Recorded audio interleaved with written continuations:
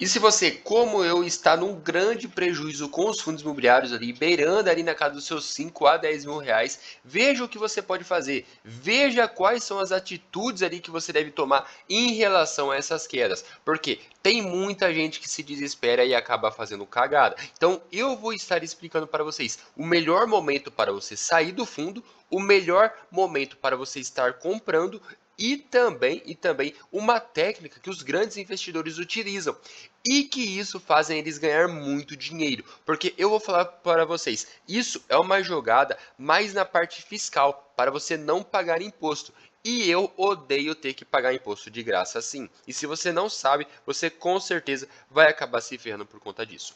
Agora, como que tá minha carteira aqui de investimento, tá? É assim, hoje eu tô com cerca aqui de quase 60 mil reais. Isso daqui, alguns meses atrás, tava beirando a 70 mil reais. Então eu tô quase ali com prejuízo na casa de 7 a 8 mil reais. Então se você ver aqui as minhas maiores posições como BTLG11, eu tô com prejuízo de quase 800 reais, HGLG11, prejuízo de 500, a FHI, prejuízo de 300. Então eu tô num enorme prejuízo aqui. Tudo ali na casa de 8 a 6, 7% ali dos fundos imobiliários. Só que agora o que acontece?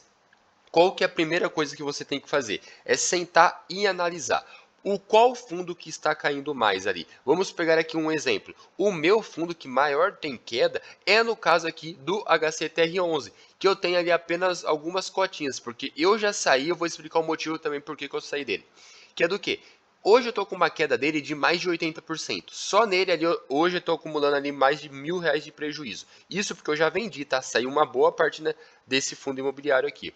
Só que o que acontece? Quando você vê uma queda de 80% e você vê uma queda ali do BTLG de 8%, você vai falar assim, ah, o HCTR11 é um fundo ruim, está acontecendo alguma coisa nele. Ou então pode ser até mesmo uma oportunidade para você estar comprando. Só que o que você tem que fazer logo de cara?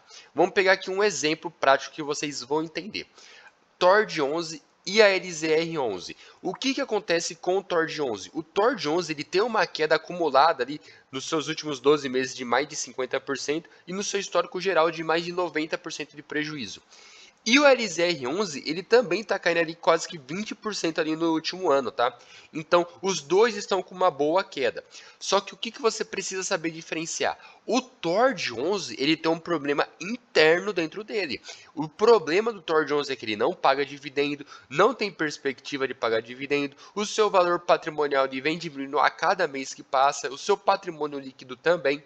Então, o TORD11, no geral, tá lascado, tá? Não é um problema da economia em si, e sim um problema interno. Agora, do LZR11, a gente vê que ele estava sendo negociado acima do seu valor patrimonial, ele chegou no seu valor patrimonial de R$ 105 e ainda continuou caindo ali cerca por mais 10%.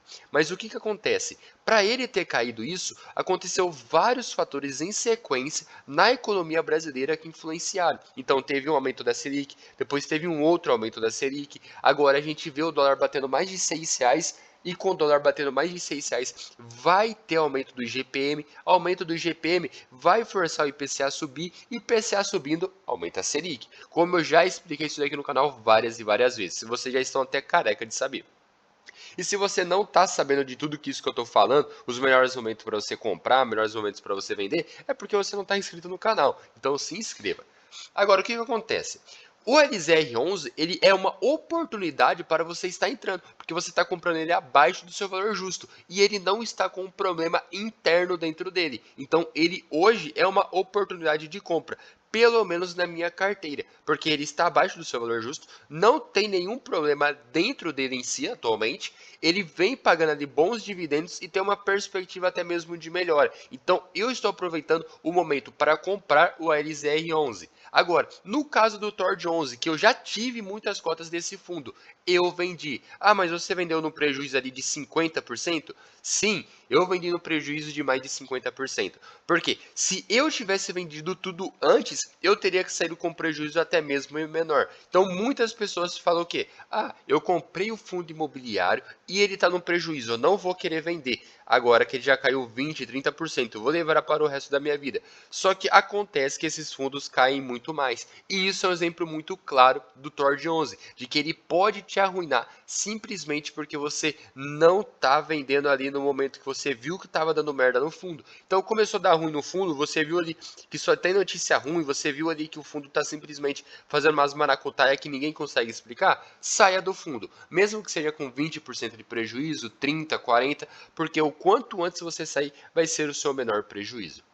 Agora, qual que é a grande técnica aqui que os investidores grandes utilizam? Ninguém gosta de pagar imposto. Eu também sou assim. Só que toda vez que você vender aqui, olha, um fundo imobiliário que você tiver lucro, 20% você tem que pegar, gerar uma DARF e pagar de imposto. Então, toda vez que você vender um fundo imobiliário com lucro, 20% é do governo. Então isso aqui pode parecer bobagem, só que depois que você estiver investindo ali por cerca de 5 anos, 10 anos, você já vai ter um bom dinheiro nos fundos imobiliários. Você já vai ter ali cerca de 50 mil reais, 100 mil reais em fundos imobiliários. Então toda vez que você vender e tiver que pagar 20%, cara, de imposto, porra, vai fazer uma enorme diferença se você conseguir abater isso daqui. E como que você abate? Você pega o fundo imobiliário que você está no prejuízo e pega o fundo imobiliário que está no lucro. Vende os dois ali ao mesmo tempo. Quando você vender os dois ao mesmo tempo, você não vai precisar gerar essa DARF, porque um abateu o outro. Enquanto um você estava no prejuízo, o outro você estava no lucro. E com isso, um acaba cancelando o outro, não precisando gerar a DARF. Então vocês precisam saber disso. É uma coisa simples, só que evita que vocês percam dinheiro ali pagando mais imposto, sendo que a gente já paga muito imposto aqui no Brasil.